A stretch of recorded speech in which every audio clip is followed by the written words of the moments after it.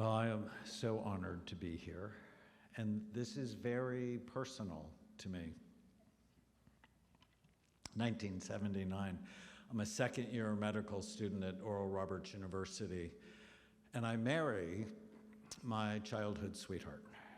Now, we dated from the time I was 15 to the time I was 18, and then I went in the Army. At the time, 1972, we had a draft, and I became an infantry medic, and I fell in love with medicine, didn't like being shot at. That was like, no.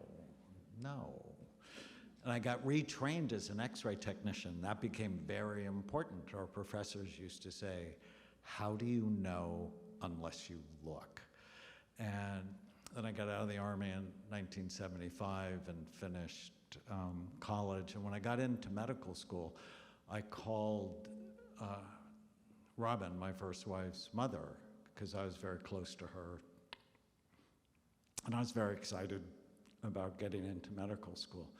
And Robin was just getting out of her first marriage where she was abused. And she married an alcoholic like her father.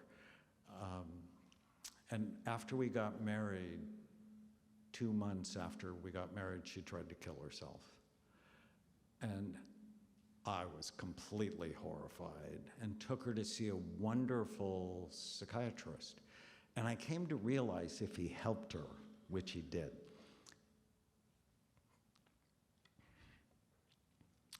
it wouldn't just help her, that it would help me. And she already had a child who was 2, who I later adopted. And it would help him. It would help our grandchildren. So I fell in love with psychiatry because I realized it can change generations of people. But I was introduced to it personally through a suicide attempt. And then later, my son's biological father, when my son was 9, shot and killed himself. And my daughter, when she got married, her husband's father killed himself after an ATV accident. One of the things I'm going to tell you is mild traumatic brain injury is a major cause of suicide, and nobody talks about it. When I was listening this morning, I kept going, where's the brain? Like, the brain has got to be in your suicide prevention plan, or it will go by the way of most interventions in psychiatry. And Tom Insel, who is the national director of the National Institute of Mental Health, said the outcomes in psychiatry are no better than they were in the 1950s. So we need to be ashamed of that because we can do better. And I'm hoping my talk will shine light on a new way. And I'm doing this project with the White House. I'll tell you a little bit about it, but I'm so excited. From the White House Faith Office and Director Pastor Paula White, we're going to create a national brain health revolution. And I'm very excited about that. Because we have to do better. And why in the Faith Office? Because both she and I believe it's a moral right that brain and mental health is a moral right. So I talked about how it's personal. And we don't think about this because suicide is so painful to families, and it's so painful to professionals. But sometimes the illness wins. And if you think about it, cardiologists, oncologists, neurologists, all professions lose people.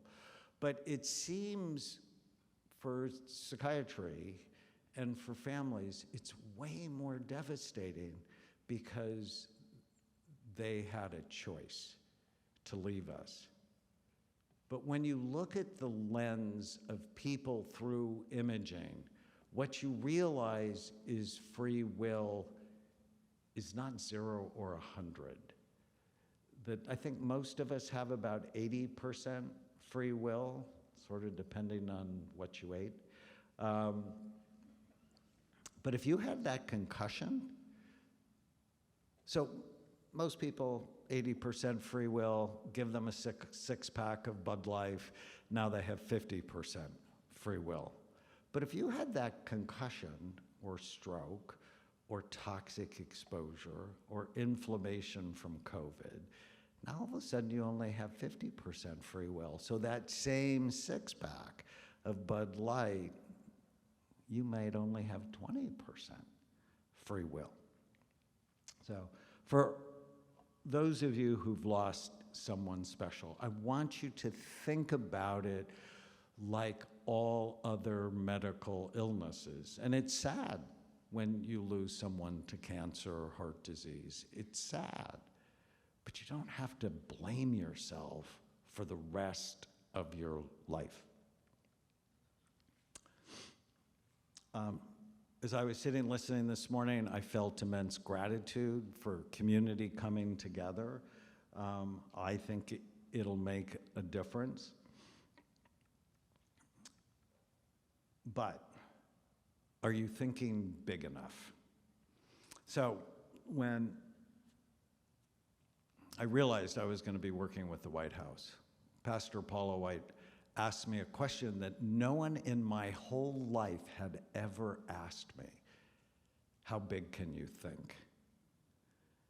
And I've been thinking big for a long time. I want to change my profession from making diagnoses based on symptom clusters with no biological data to act like all of our other medical colleagues who look at the organ they treat. You know that, right? And sometimes it hurts psychiatrists' feelings when I say this. Psychiatrists are the only medical doctors who never look at the organ they treat.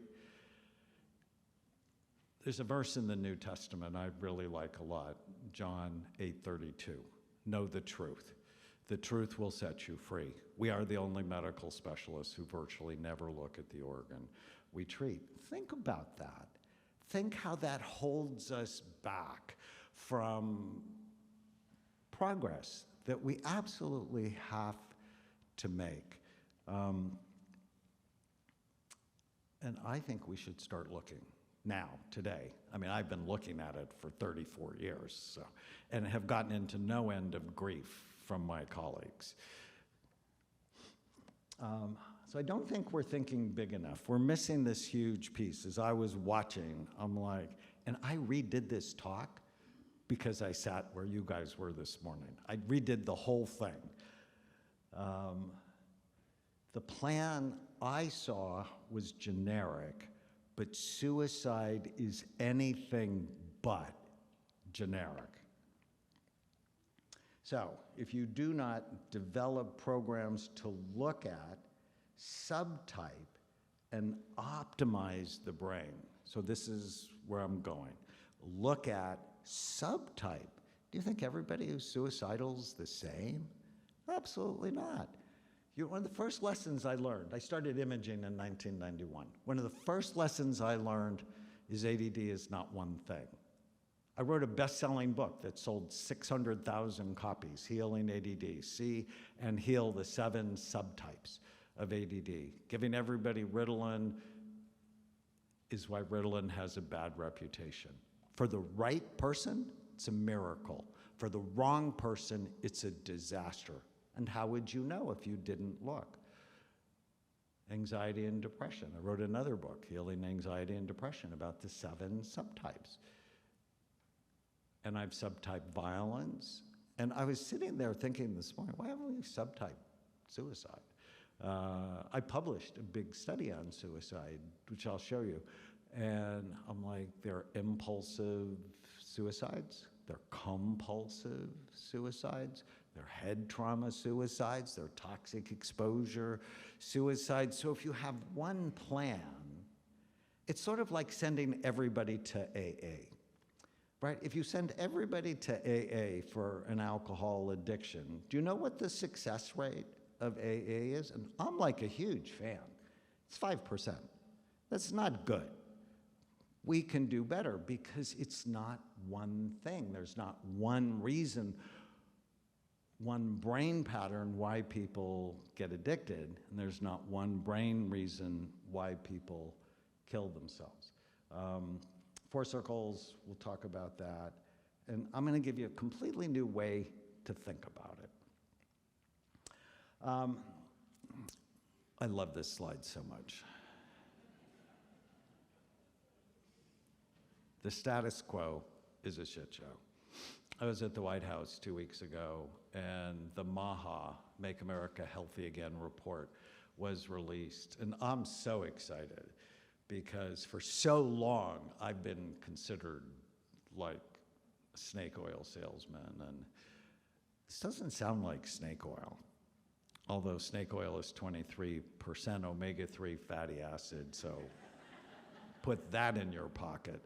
But it was like all the mavericks in the health were at the White House that day. Like my friend Mark Hyman, he and I wrote a huge program called the Daniel Plan, and RFK Jr. and so on. So it's like the mavericks are in charge. But in the MAHA report, and what you know is it's a shit show. Look at this. I'm not going to read all of these, but depression, anxiety, addictions, ADHD, and suicide were at epidemic levels in 2019. And then everything doubled because of COVID and our response to COVID. DoorDash booze and close the churches. That was not the smartest thing that we have ever done. Did you know COVID causes an inflammatory bomb to go off in the brain?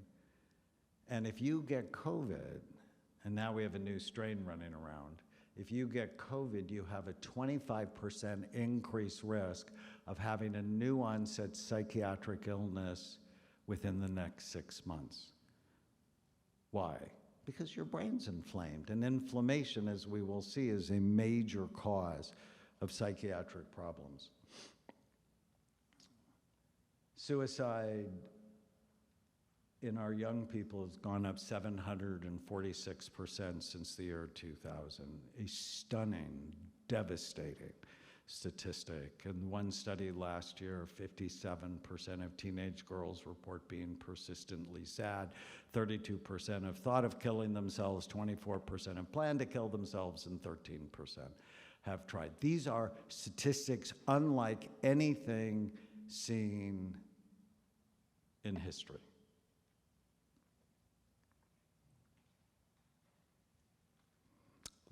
Last year, there were 340 million prescriptions written for antidepressants without anyone ever looking at these people's brains. So they assume depression is a serotonin deficiency.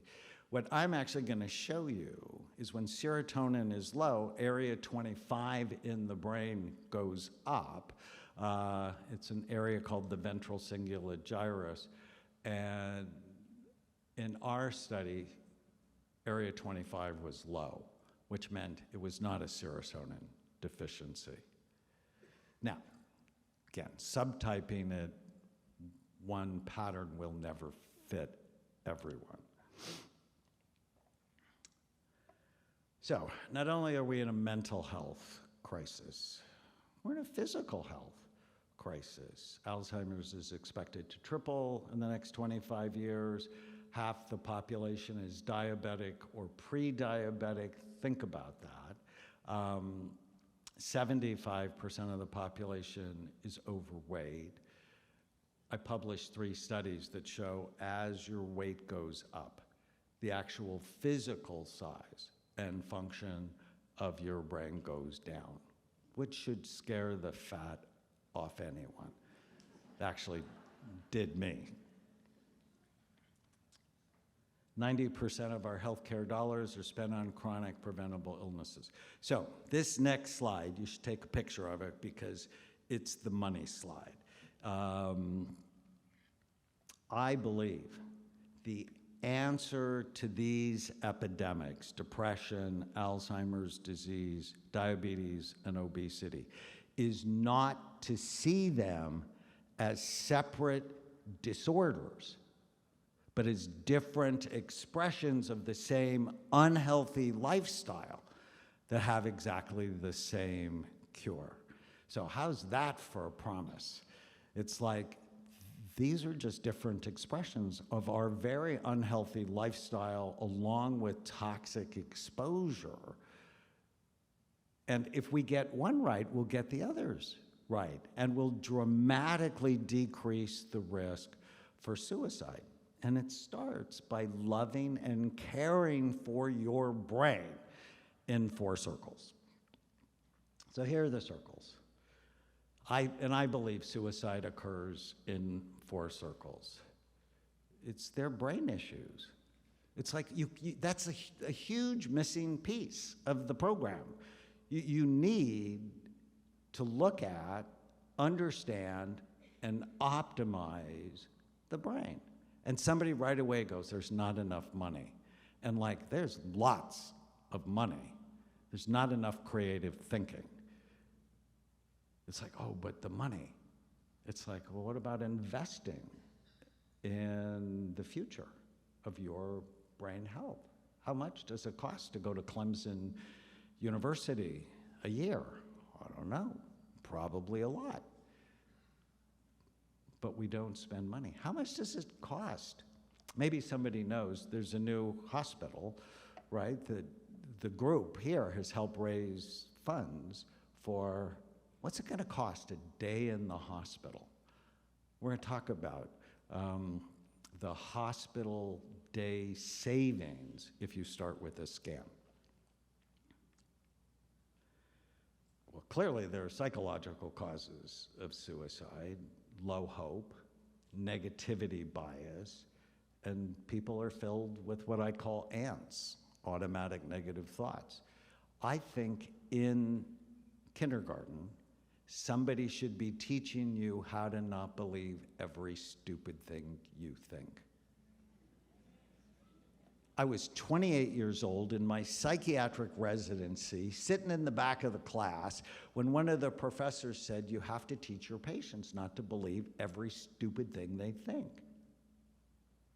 And I'm 28, and I believe every stupid thing I think. And now I just chuckle at my mind. One great little strategy, give your mind a name. Because when you can gain psychological distance from the noise in your head, you don't have to attach to the stupidity that runs around your brain. I was telling people at dinner last night, I have 2 dogs. I have a German Shepherd and a White Shepherd, and the White Shepherd's mine, and the German Shepherd's my wife, Tana's. And when Tana comes home, he goes crazy for her. He just loves her so much he can't even stand it. And when I come home, he's like, yo. There's like nothing. Yo. But when she leaves, he comes and hangs out with me. Clearly loves me, just not as much as Tana. And my mind went, well, if you kill Tana, he'll be very excited when you come home. Now, obviously, I did not attach to that thought. But you see how craziness runs through all of our minds. Jerry Seinfeld once said, the brain is a sneaky organ. We all have weird, crazy, stupid, sexual, violent thoughts that nobody should ever hear. Teaching people to separate from them, manage them, I call it kill the ants, it's just a critical human skill that should be taught starting in kindergarten. We actually have a program called Brain Thrive by 5. 30 short videos done with very funny puppets, teaching kids to love and care for their brain. Clearly, social reasons for suicide. We saw it on the slides this morning. My first published paper was on suicide and how to assess it. And do you see a target? And are they trying to manipulate the target with their behavior? They are safe if you can help them either get their way or, which is not a good idea, or have them give up the idea of getting their way. But if you can't find a target, they're dangerous because the target's them.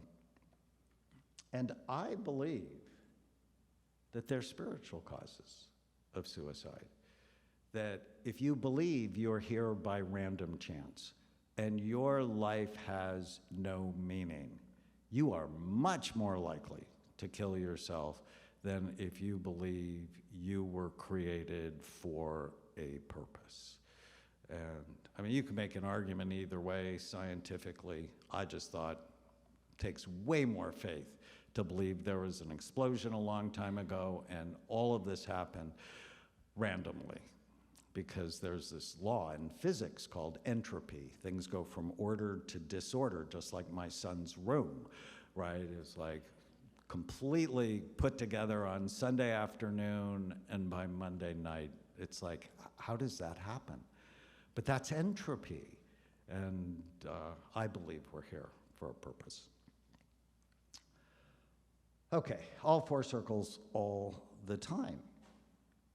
So let's just talk a little bit about the brain. And I'm going to have you take a couple of pictures because I don't want to go over each of these slides, but they're really important. One of the big ahas I got from our brain imaging work, and actually Justin Bieber said this on a documentary he and I were in together.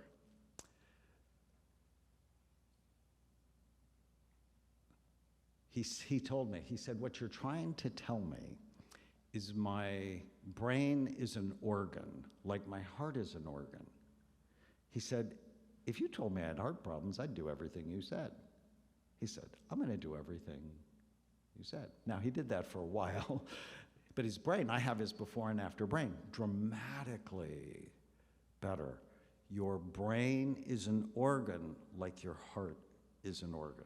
So I believe, after looking at nearly 300,000 scans, that most psychiatric issues are not mental health problems. They're brain health problems. Get your brain healthy and your mind will follow. If we invest more money in a mental health paradigm, we're going to get what we have. 340 million prescriptions written for antidepressants, and we're more depressed than we've ever been in our history. If we see it as brain health, well, one, you have to look, right? How do you know unless you look?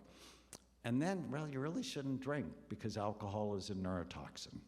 And we really shouldn't be smoking pot because it makes your brain look older than you are. And oh, by the way, teenagers who smoke pot have an increased risk of anxiety, depression, psychosis, and suicide in their 20s. If it's brain health, then in a hospital, should you really be serving Cheetos? Should you really be serving Coke, Pepsi, Diet Coke? Did you know aspartame is associated with anxiety? There's this fascinating study on aspartame. They did it in mice, and that made them so anxious. And then why the researchers did this, I just found very curious. They said we effectively calmed them down with Valium.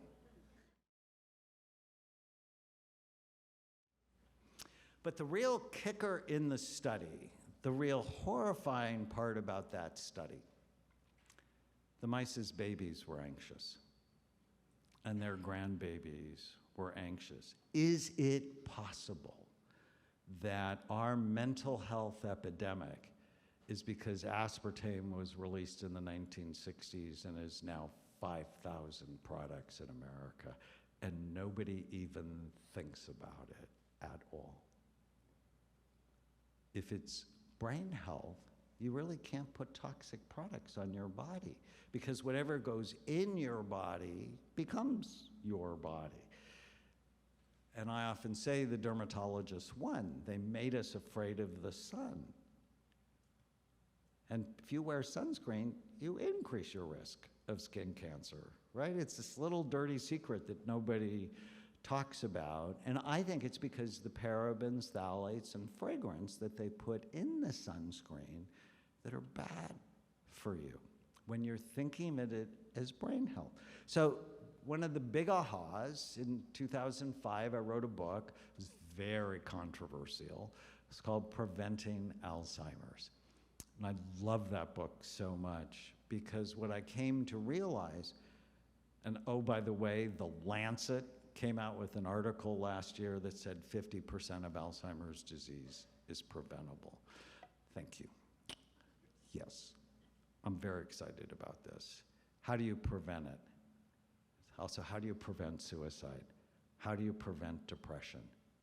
Is you prevent or treat the 11 major risk factors that steal your brain's health.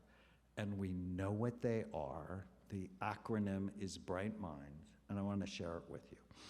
I am so excited. And every single one, I actually did a literature review this morning to make sure I'm not telling you something that's not true, is associated with suicide. And the acronym is Bright Minds,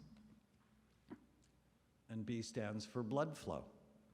In my research on suicide, significantly low blood flow, especially in the frontal lobes, focus, forethought, judgment, impulse control, and in an area, write this down, called the insular cortex, I-N-S-U-L-A-R, insular cortex. I'm getting ready to publish a brand new study, the largest imaging study ever on hope, low activity in the insular cortex. Isn't that interesting? I find it so interesting. So low blood flow. So how do you get low blood flow? From a concussion, from drinking too much, from marijuana, from nicotine, too much caffeine. This is green tea. Trust me, I need it at the moment. And being sedentary. And so as children become addicted to devices, especially video games, they're managing to exercise their thumbs. You know, in the brain, the thumb representation in humans who play video games is larger, which means it's reverse evolution. They're becoming more like monkeys. Monkeys have a very large thumb representation in the brain, but they're not exercising, right? They're not going outside.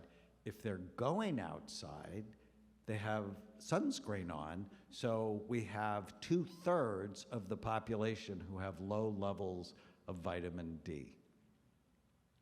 So now with aspartame and vitamin D, these are wild cards. You have low vitamin D, you have bad risk for virtually every bad thing. It's a universal negative risk factor, including cancer and depression. Okay, so we have low blood flow. So one of the things any psychiatric hospital should be doing is only spending money on foods that serve the kids or the adults rather than hurts it. Like at Amen Clinics, I have 11 clinics around the country. On average, we have about 10,000 patient visits a month, and I won't spend any money on food that hurts my employees. Or if we have an event, like I'm serious about it. Why would you go to a hospital and they feed you bad food? It's a little, they're trying to get you to become a frequent flyer. Just saying.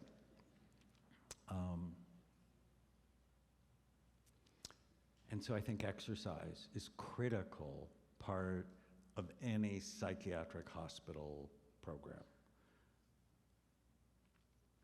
Retirement and aging. suicide is highest, and you showed that in the diagram this morning, at the end of life. What accelerates aging? High ferritin levels. Ferritin is a measure of iron storage. And genetically, I have high iron levels, so twice a year I donate blood. Good for me, lower my iron stores, good for someone else. So it's purposeful. But do you know your ferritin level, right? There are numbers all of us should know. In fact, the next slide. In fact, back to blood flow for a second. People know, oh, high cholesterol, that's bad. Maybe. Low cholesterol is associated with homicide and suicide. So if your total cholesterol is under 160, which is why you have to be very careful with your cardiologist, because your cardiologist cares about your heart, he does not, or she does not care about your brain. So let's give you statins and so your cholesterol is as low as possible, and you might kill someone or someone else, but you won't die of a heart attack.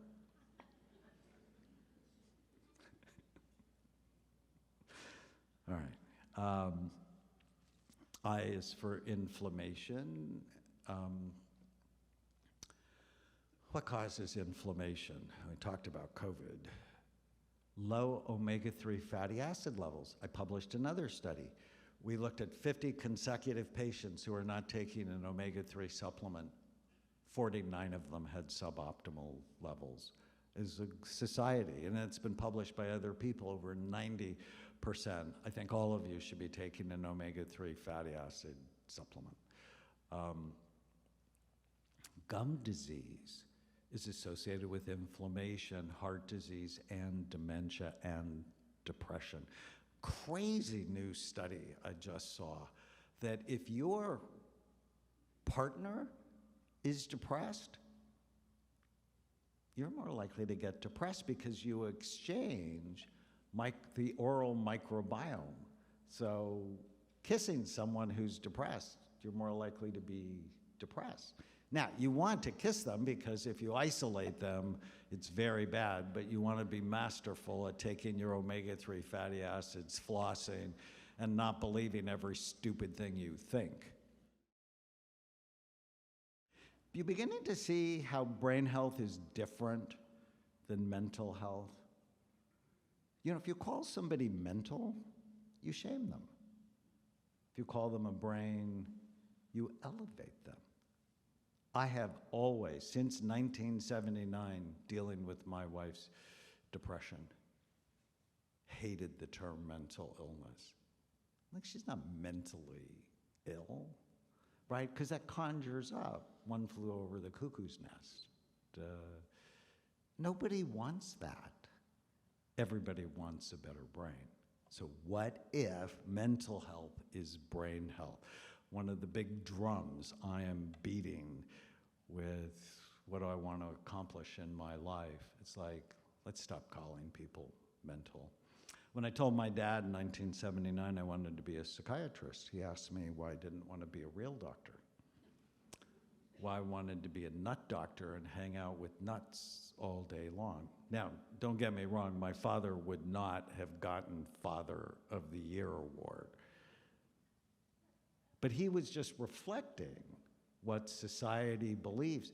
And if he believed that, if he was suffering, would he go for help? And if he's male, he's much less likely to go for help, which is why you saw males kill themselves at 4 times the rate as females, even though females try 3 times more than men.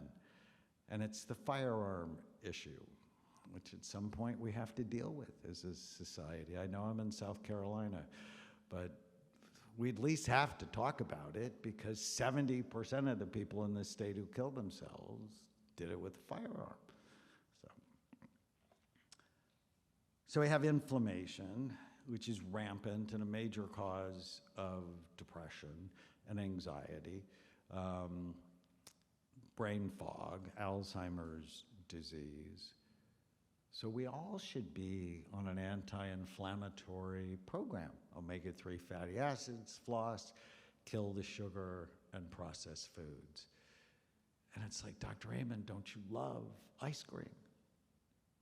absolutely do, but it doesn't love me. How many of you been in a bad relationship? I have. Anybody else? No one else? Y'all are lying. You lie so bad. I'm not doing that anymore. I'm married to my best friend, and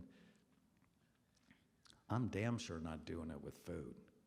I am damn sure not doing it with something I can control. If you had, so we just had, what was it, the Belmont? We just had the last leg of the Triple Crown, and so I think Sovereignty won. Do you know how much they're going to be able to sell Sovereignty for, the racehorse that won the Belmont? Like $70 million. If you had, let's say you had a cheap $10 million racehorse, would you ever feed it junk food? Only if you were an idiot. Why? Why wouldn't you feed it McDonald's? Because it wouldn't do what it was meant to do. It wouldn't run effectively. And aren't you worth so much more? So, what does that mean? What's an anti-inflammatory diet? It's plants and sustainably raised meat and fish. People who have grilled or baked fish once a week compared to people who don't have more gray matter in their brain. What's gray matter? It's nerve cell bodies. They actually do the computational work in the brain. G is genetics, and stuff runs in families, no question about it. But genes are not a death sentence. What they should be is a wake-up call. And so when someone comes into the hospital, so right away we have to have an exercise program, and no, you can't smoke because smoking decreases blood flow. And we're not having alcohol parties for the staff, right? I mean, it's not being authentic if it's a brain healthy things. We're gonna do new learning. We're gonna serve anti-inflammatory food. And we're gonna know what your risk is. But rather than saying, oh, you drink because you have alcohol abuse in your family, we're gonna go, this is the reason you don't drink. So I have 6 children, and 3 of them are adopted, and I love them all. The last 2 were my nieces, who I saw you did a breakout on ACE scores. I'm a huge fan. I just published a monster study on adverse childhood experiences. And both of their ACE scores are 9s because they grew up with parents who were addicts, who were depressed, who engaged in domestic violence. And my comment to my kids is, you have this in your family. You need to be on an addiction, depression program every day for the rest of your life. And when I caught the older one vaping when she was 16, I grounded her for 6 months. I was so serious. And I told her, I'm like, you wanna live here? That's an absolute no. I mean, like, I can send you away, there's boarding schools, but I'm not doing it if you're not doing it with me. And today she will be a junior at UCLA and as a pre-med student, and she's very proud of her. But this is genes. And I'm incredibly disappointed on genetic testing for psychiatry. I feel like it's not that helpful. But it is helpful to know what's in your family, and if you have depression and suicide in your family, as these girls do, they need to be on a depression suicide prevention program every day of their life. So kids coming out of the hospital should know, oh, I have this in my family. These are the things I can do to prevent it, which means keep your frontal lobes healthy. H is head trauma, major cause of psychiatric problems, and nobody knows about it. Dramatic increase in suicide, but also in homelessness. There's a study from Toronto. 53% of the homeless men and 44% of the homeless women had a significant brain injury before they were homeless.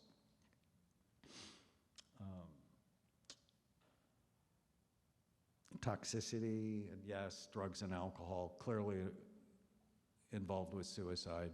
In fact, I thought the statistics I saw this morning were way too low. Like, no, I just didn't believe it.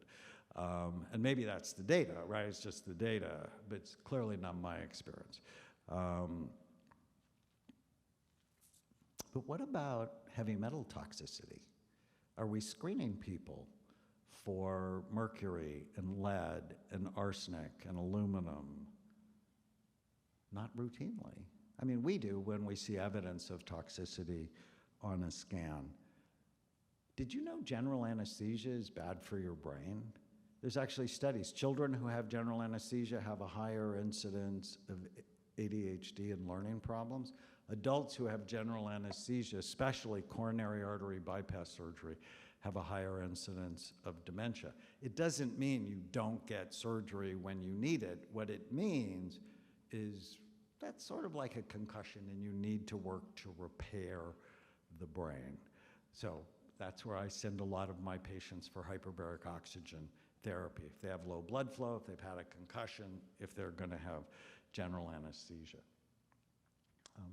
Mental health issues, yes, depression doubles the risk of Alzheimer's disease in women, quadruples the risk of Alzheimer's disease in men. Think about that. Negativity bias, low hope, we'll talk about those coming up. The second I in Bright Minds is immunity and infections.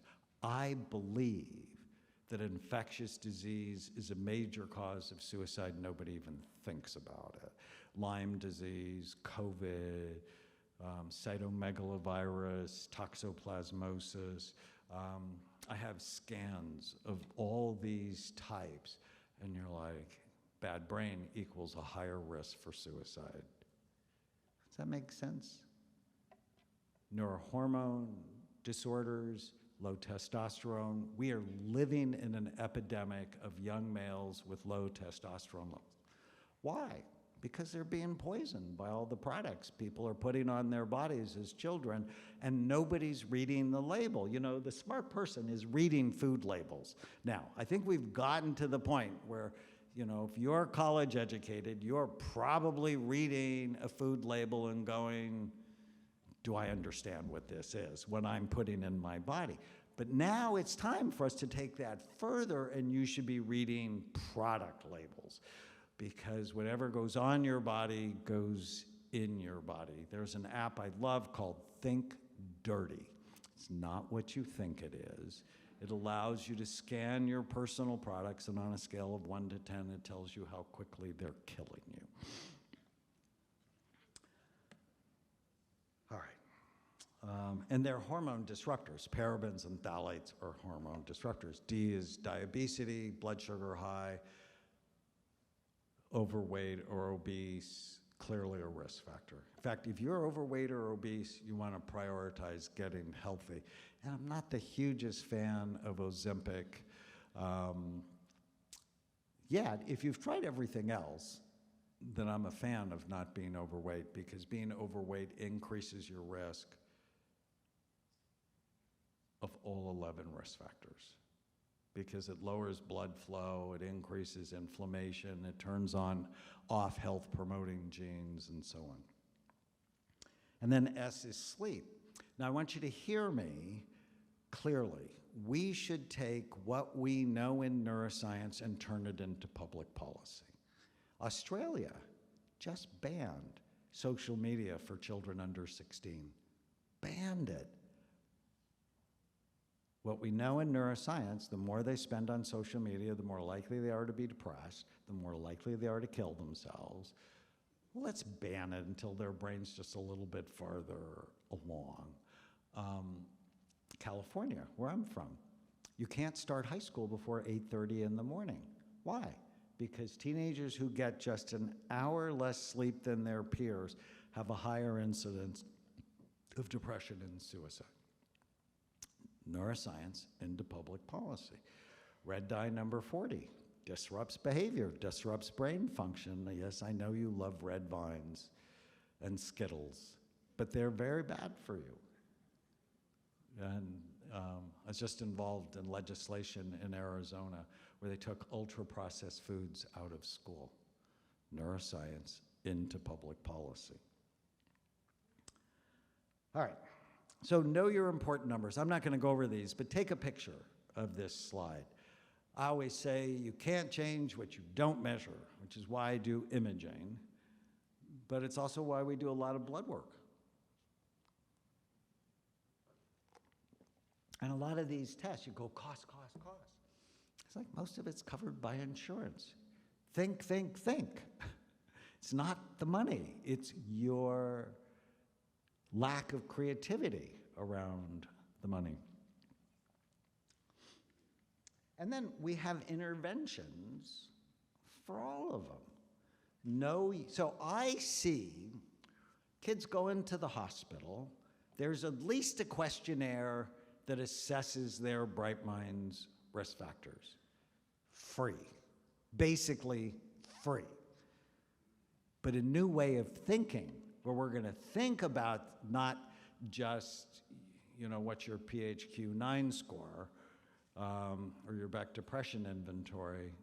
We're thinking, how can I get your brain as healthy as it can be? And then we have Bright Minds interventions. I'm so excited about this. This is good medicine. There is not one thing up there that's not in the comprehensive textbook of psychiatry.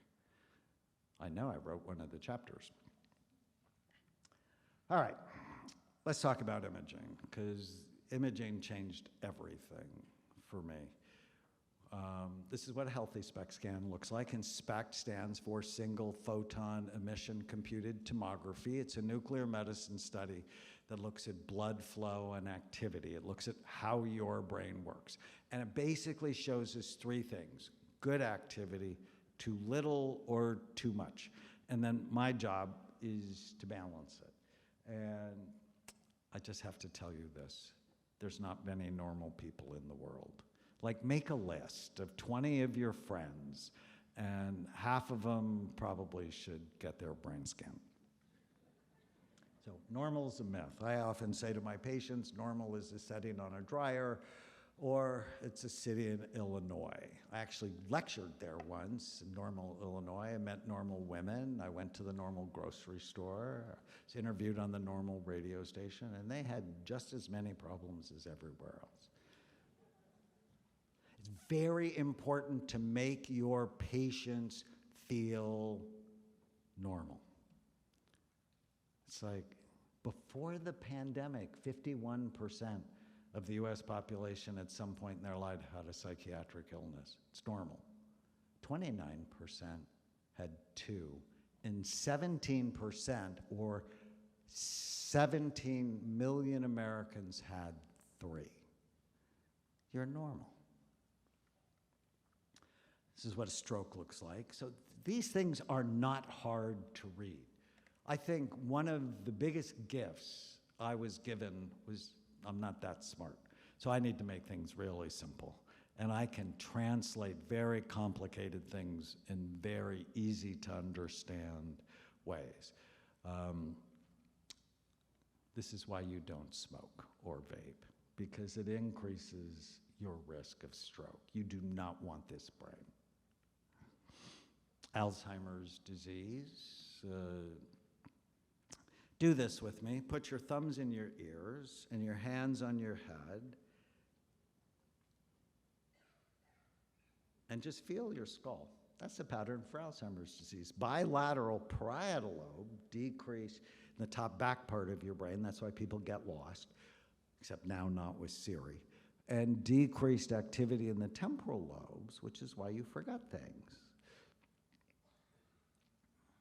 And what we discovered, and other people have discovered as well, is it starts in your brain decades before you have any symptoms. So this 59-year-old woman I diagnosed with Alzheimer's disease likely had negative changes in her brain in her 20s. I actually think all of us should get scanned at some point. By the time you're 50, if you have Alzheimer's disease in your family, probably by the time you're 40. And some people go, oh, I don't want to know. And I always ask, if you knew a train was going to hit you, wouldn't you at least try to get out of the way? So these are two women on a railroad bridge in Ohio. Like, why are they on an active railroad bridge? And the train runs over them. They didn't die. They laid flat on the tracks. But if you don't know that something bad is coming for you, you can't do anything about it. And I think we should all be on Alzheimer's prevention programs, basically Bright Minds, our whole lives. Traumatic brain injury, as I said, a major cause of psychiatric problems. And if you have the gene for Alzheimer's disease called the apolipoprotein E4 gene, a head injury now increases your risk of dementia tenfold. So anybody playing tackle football should be screened for the gene. It's one of the things where genetics, I think, can actually be very helpful. Because if you have two E4s, you're much more likely to kill yourself, especially if you've had a head injury. And what many people don't know is the brain is soft, about the consistency of soft butter, tofu, custard, somewhere between egg whites and Jell-O, and your skull is really hard and has sharp bony ridges. So some of my patients, this is a very famous case in the neurosurgery literature, Phineas Cage. He never lost consciousness, even though he had an iron rod shot through his left frontal lobes and landed 30 yards away. And he looked to his friend and said, "Did you see that?" Didn't lose consciousness, yet had a wicked brain injury. And we're always like, psychiatrists like, have you ever been knocked out like for days? And people go, no. They go, we don't worry about that. You look at their scan, you go, that whiplash injury caused significant damage to the frontal or temporal lobes, or that bike accident caused significant damage. The real reason not to use drugs is they damage your brain. I have a drug education poster in about 100,000 schools, prisons, churches around the world. And I love imaging because it breaks denial. Because you'll have, so say you have a 16-year-old come in for a suicide attempt. Have you ever done drugs? No. You ask the parents, have they ever done drugs? Oh, absolutely not. My child would never. Their brain looks toxic. Then you ask the child again, please don't tell my parents. I can't tell you how many times that's been my experience. Imaging teaches you to ask better questions, and it breaks denial. So, which brain do you want? Now, often we see increases, classically in things like bipolar disorder, obsessive compulsive disorder, but not in everyone. So, for example, hoarders, which is an OCD symptom, they usually have low activity. Their brains usually look damaged, and they can't organize things, so they hold on to everything. So, bipolar disorder, it's one of our subtypes of ADD we call the ring of fire, where we really worry about using stimulants in these kids. I published 2 papers on 21,000 people showing we could separate emotional trauma, PTSD, from physical trauma with high levels of accuracy. And Discover magazine listed our research in 2016 as one of the top 100 stories in science for 2015. So I was pretty excited. We were between Elon Musk and Tesla going into renewable energy and the discovery of a new dinosaur species. Brain scans may lead to better diagnoses. Very excited about that. Imaging can help veterans separate. So why is it important to separate PTSD from TBI? Because the treatments are different. If one has low activity and you give them a medicine that lowers activity further, you disinhibit them, making them more likely to kill themselves. If one starts with high activity and you stimulate that brain, you're now going to make them manic or anxious. You really want to know ahead of time what you're going to try to do. So before I run out of time, I want to tell you about Captain Patrick Caffrey. Sustained 3 blasts in Afghanistan, headaches, insomnia, anger outbursts. He had both PTSD and TBI. And what he said is the more time goes by, the better I am. The scan started an irreversible domino effect of exponential personal growth. The scan was the only reason I admitted I had both TBI and PTSD. Wouldn't have admitted it if I didn't see it.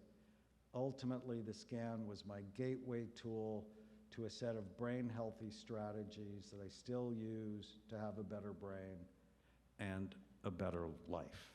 I love that for him. In JAMA Psychiatry 7 years ago, they had this great article, and it basically said scanning groups of people who are ADD or who are depressed or who kill themselves. It's not going to tell you anything about the individual in front of you because of the variability, which is exactly like, why do you scan people? Your colleagues hate you. Why have you done this for 35 years? Now, not all of them. We've had 15,000 of them refer patients to us, so it's being a little dramatic. Because everybody's different, right? For me to think, I can tell if you're depressed. Like, give me 10 minutes with you, I can tell if you're depressed. I can tell if you have OCD. I can tell if you have ADD. I can tell if you're bipolar. I can tell if you have personality disorder, mostly. What I can't tell is what's going on in your brain, and I can't tell what you're going to respond to. Does that make sense? So here's my study on suicide. It's my second study. And it basically said low frontal lobe activity, low activity in the insular cortex, that island of hope in the brain, low activity in area 25, the area that when it's high predicts a positive response to an SSRI. And in my group of suicidal patients, it was low, but not in everybody. So I'm like, we should subtype suicide. I have lots of experience with suicide personally. Not that much experience. In my 300,000 scan database, we follow people, and we know of about 100 suicides. And rather than like hide it, I'm like, we should study it. I think it's critical to see if we can come up with a biomarker that says if you're low here or high there, watch out and protect people and do suicide prevention with them. And the thing that predicted it the most was low activity in area 25. But so, for example, they're impulsive suicides. They just get the thought, they have a couple of beers, and then they act on the thought. And I have to tell you, one of my strategies, and some of you are going to think this is terrible, but I grew up Roman Catholic, and my mother was masterful at guilt. Like, I'm not kidding. She should have got a PhD in guilt. When I get someone who's suicidal, I'm like, you really have to think about this. If you kill yourself, you're going to damage a lot of people. And if they have children, if you kill yourself, you've just gifted your children an increased risk, like 500%. You're teaching them that's how adults solve problems. And I don't think you want that pain. And what happens when you get suicidal, it's like your brain goes in a tunnel, and the tunnel has no windows and no doors. And I want to like blow out a window to like, if you do this, the damage is devastating. And for me personally, it's worked really well with my patients.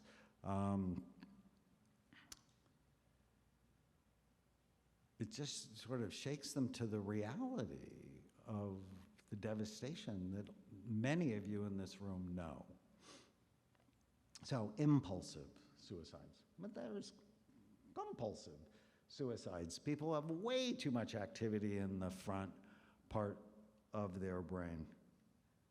There's also head trauma suicide, very common among our group, and if you don't look, you don't know that you often don't take it seriously enough. Like, I put all of these people in a hyperbaric chamber. I did the big NFL study when the NFL was sort of lying it had a problem, because there were a lot of suicides among former NFL players. 80% of our players got better when we put them on a rehabilitation program. And then there's toxic exposure, whether it's drug, alcohol, infection, heavy metal. And then one of the saddest cases I've ever been involved in is Jason. Jason was a normal 16-year-old, doing well in school, had a girlfriend, and then his bike, front tire hit a curb and he flipped over, and he was unconscious for about 4 hours. And it changed him. He became jealous. He became mean. His girlfriend's like, I'm out of here. And when there's a relationship break for someone whose brain is healthy, that can be, I mean, really can unbalance people if you love someone and they tell you to go away. His behavior was terrible. And she's with a new boy, and he goes over the house and ties up the boy and rapes his girlfriend. I mean, it's terrible. And he's going to shoot himself and ends up being arrested. This is in Oregon.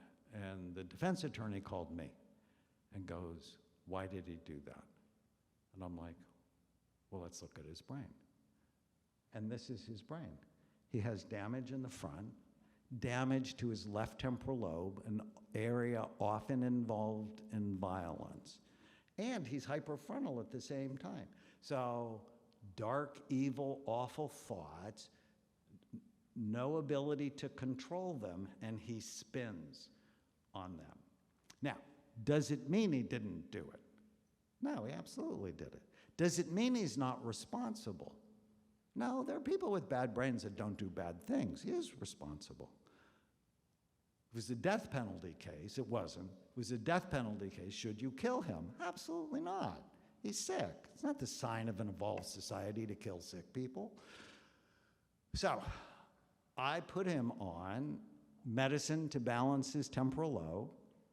So I put him on Lamictal, put him on Effexor to balance his frontal lobes. And he told me 3 weeks later, Dr. Raymond, I'm the happiest I've ever been. Like, it's unbelievable. And he's on trial.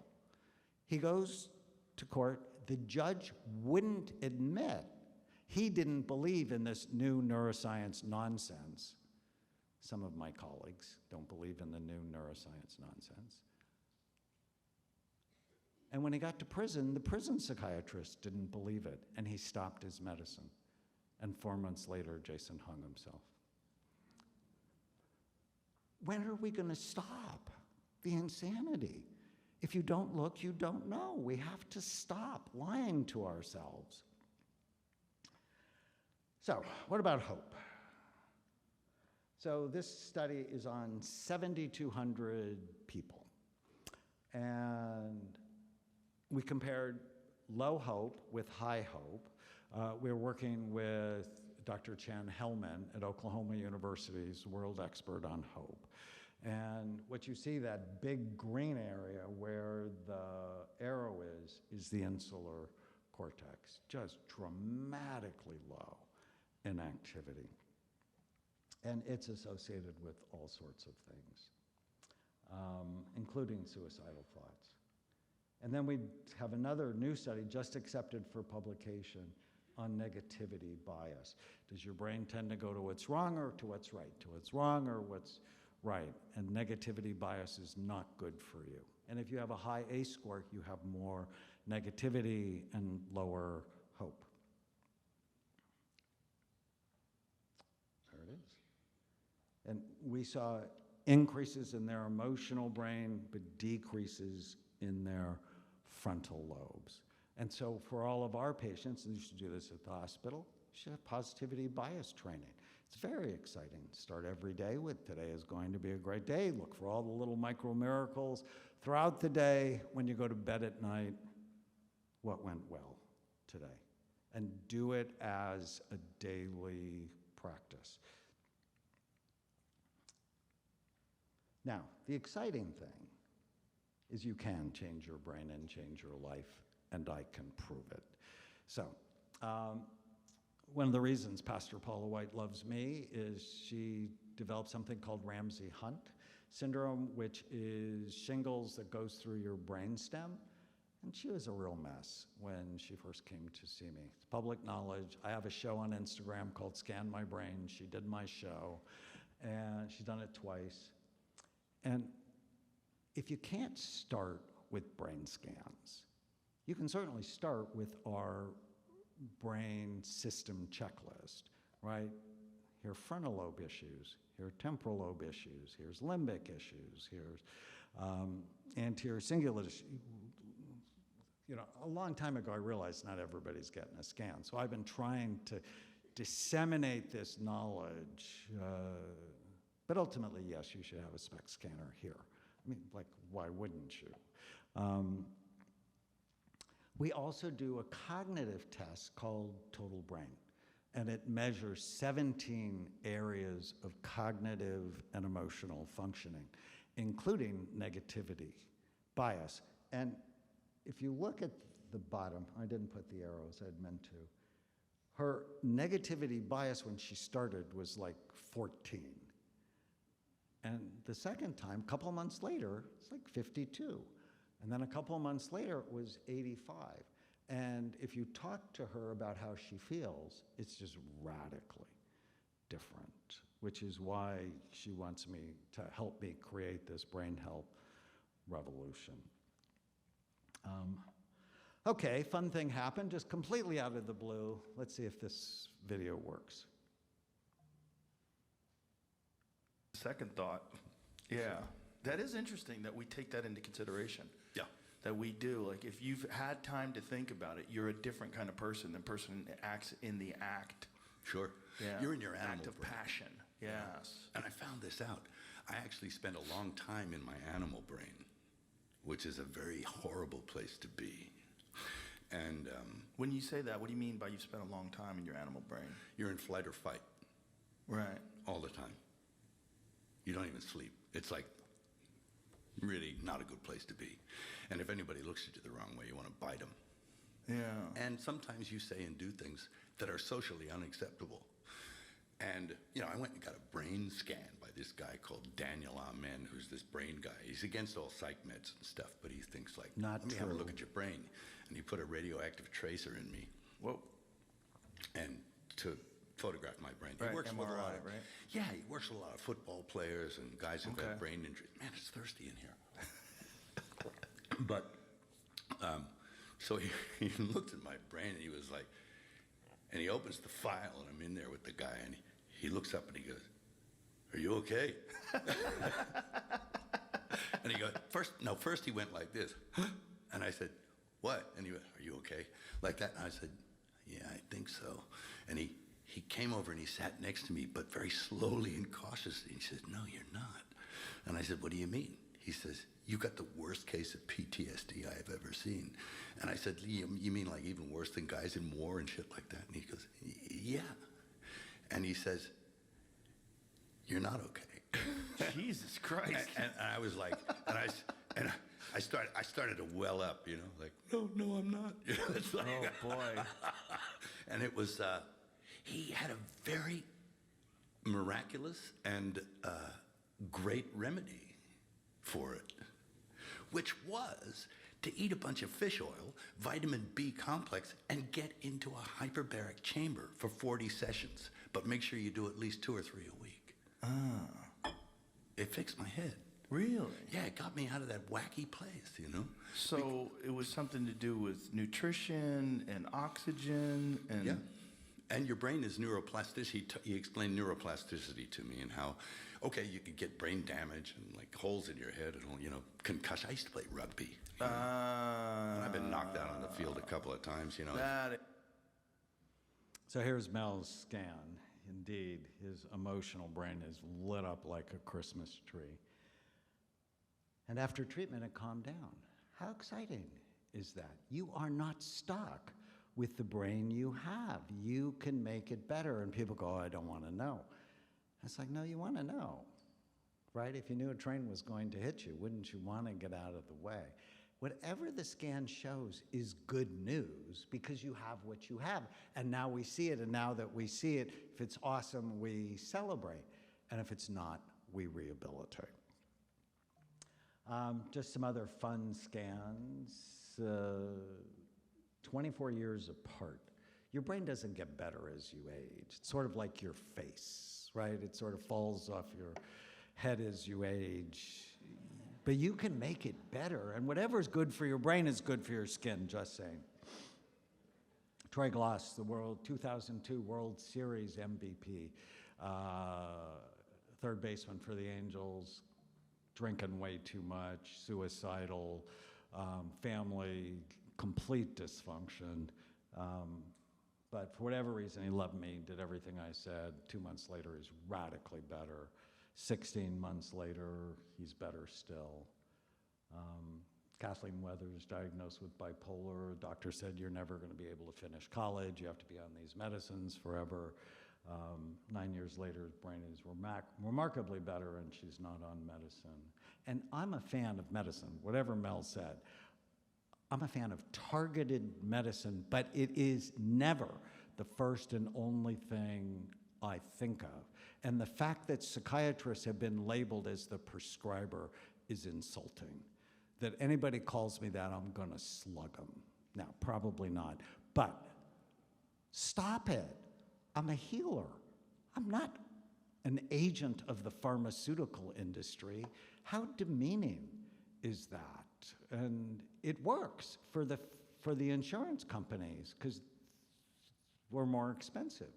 So we'll get you to just do the scripts, and we'll get other people to do the therapy. I'm like hell you are. An MMA fighter who, this is 2.5 hours after he took his supplements, which I like very much. Or some of you may know my friend Dave Asprey, founder of Bulletproof Coffee. His brain was absolutely awful. This was from mold exposure. And then 13 years, it's better. I only have a couple of minutes left. I only have a couple of slides. A couple failed marital therapy. How do you get an F in marital therapy? Your therapist tells you to get divorced. And they didn't want to get divorced. And they got mad at the therapist, and he goes, well, I know a doctor who takes care of really sick people. You might want to go see him. And her brain is healthy, and his is a disaster. And I'm thinking, when I saw the scan before I read his history, drugs or alcohol. But in his history, he said, no drugs, no alcohol. But what's the first thing you learn in psychiatry school about addicts? They lie. So in front of his wife, I'm like, I read no drugs and alcohol. Is that right? He goes, Dr. Amen, I don't drink and I've never used drugs.